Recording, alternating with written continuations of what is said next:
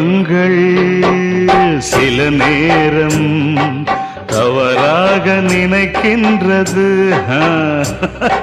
பொருந்தாத இரு நெஞ்சை மணவாழ்வில் இணைக்கின்றது. கல்யாணமே அன்பின் ஆதாரம்தான், உன் வாழ்விலே அது வியாபாரம்தான். மணிமாளிகை உன் வீடுதான், மாஞ்சோலையில் என் கூடுதான். மதுதான் மனைவி, இனி என் வாழ்க்கை துணைவி.